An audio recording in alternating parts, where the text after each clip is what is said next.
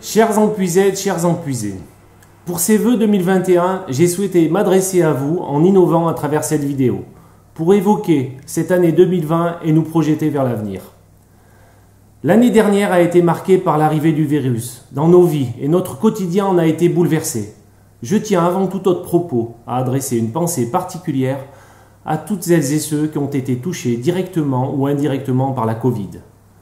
Mon soutien va également, bien entendu, à nos soignants et au personnel de notre EHPAD et plus généralement à toutes les personnes mobilisées pour faire face à cette maladie.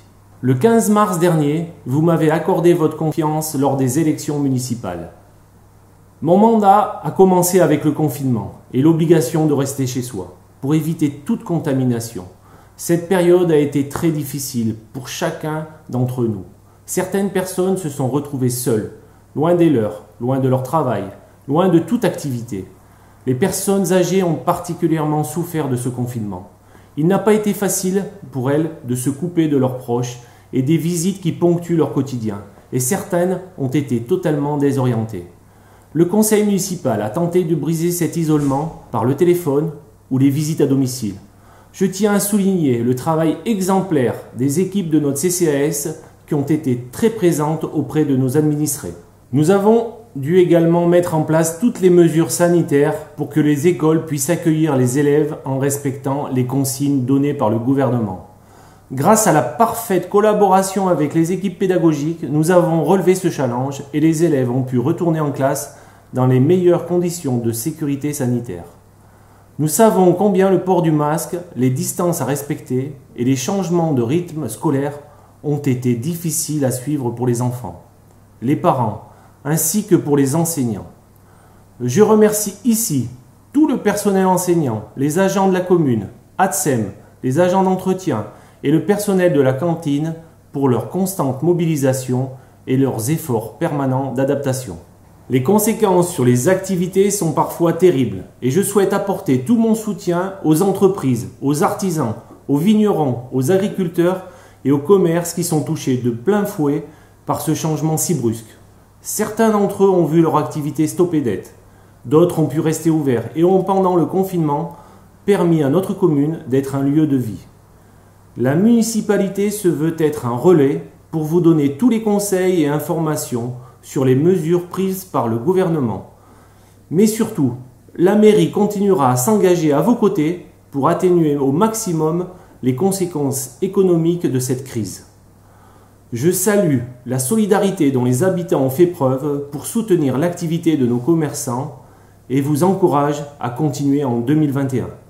Les associations sont aussi touchées avec la mise à l'arrêt de leur activité, la baisse du nombre d'adhérents, ainsi que l'annulation de nombreuses manifestations organisées habituellement. Le conseil municipal et moi-même continuerons d'apporter les aides financières nécessaires à la survie de ces organisations, car au-delà des services qu'elles assurent, elles participent activement à la vie de la commune. Enfin, je remercie vivement les agents du service public, gendarmes, sapeurs-pompiers, professionnels de santé et autres professions qui ont continué leur mission malgré la pandémie. Les agents municipaux font eux aussi un travail très important auprès de la population et je voudrais les remercier et les féliciter pour leur implication et leur professionnalisme. Vous imaginez bien que les projets de la commune ont été également impactés par cette crise et que certains ont pris du retard. Néanmoins, 2020 a vu la concrétisation de réflexions menées dans le mandat précédent. Je pense notamment à la réfection complète du sol de notre église Sainte-Baudille et à la rénovation de son orgue dont le remontage et l'accordage sont programmés à l'été 2021. Le skatepark a été déplacé vers un lieu plus approprié sur le site de la Traille, ce qui a permis de réaliser 20 places de stationnement supplémentaires sur le parking de la rue des Platanes.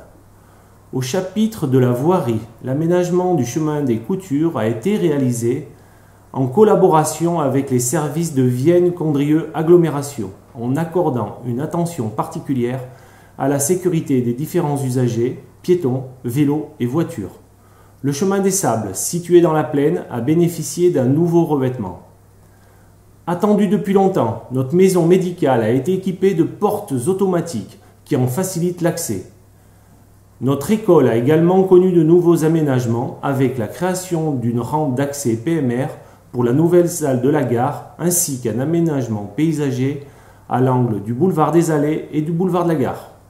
Pour l'année à venir, soucieux de respecter le programme que nous avons soumis au suffrage, nous allons engager des actions selon 4 axes majeurs.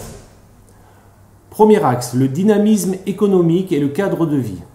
Nous continuerons notre travail partenarial avec nos entreprises, notre association de commerçants et artisans Articom, ainsi qu'avec notre syndicat des vignerons de Côte-Rôtie, qui a dû se résoudre à annuler l'édition 2021 du traditionnel marché au vin, mais qui, je le sais, est déjà tourné vers l'édition 2022. Nous resterons aussi proches de nos agriculteurs pour continuer de soutenir la production locale. Pour contribuer à l'amélioration de notre cadre de vie, 2 projets sont d'ores et déjà en cours de réflexion, avec la restructuration du local des Joutes et le réaménagement du bâtiment du Carcan afin de l'ouvrir à d'autres activités. Deuxième axe, la sécurité. La sécurisation des lieux publics avec la mise en place d'un système de vidéoprotection et l'installation de 16 caméras pour prévenir de tout acte de malveillance et pour lutter contre les incivilités. La sécurisation des entrées de notre complexe sportif avec la création de 2 entrées distinctes, côté tennis et côté rugby, et la mise en place de portails automatisés avec contrôle d'accès. En ce qui concerne la voirie, des réflexions sont en cours pour sécuriser les cheminements piétons, route de Boucharest et dans le quartier du port. Troisième axe, l'éco-citoyenneté. Chacun de nos projets prend maintenant un filtre particulier, celui de la protection de l'environnement. Sachez que tous nos choix sont faits dans le respect de la nature et de l'environnement. Nous allons notamment poursuivre l'équipement de nos rues d'un éclairage public à LED et nous réalisons actuellement un audit énergétique de nos bâtiments communaux pour définir un plan d'action en vue d'en améliorer l'efficacité. Nous allons également créer la première zone communale en matière de développement durable avec l'installation de panneaux photovoltaïques sur les tribunes du stade de rugby. L'aire de jeu située rue du 19 mars 1962, en plein centre de notre bourg, sera réaménagée avec un objectif d'innovation en matière de biodiversité. Enfin, un conseil municipal des enfants sera créé afin de tenir compte des préoccupations des plus jeunes et de leur donner un aperçu de l'action publique et de la démocratie. Quatrième axe, la communication. Nous souhaitons améliorer notre communication pour mieux vous informer et vous renseigner, mais aussi améliorer l'image de la commune vers l'extérieur. Une page Facebook et une application gratuite sont déjà actives et nous permettent de communiquer en temps réel des événements de la commune.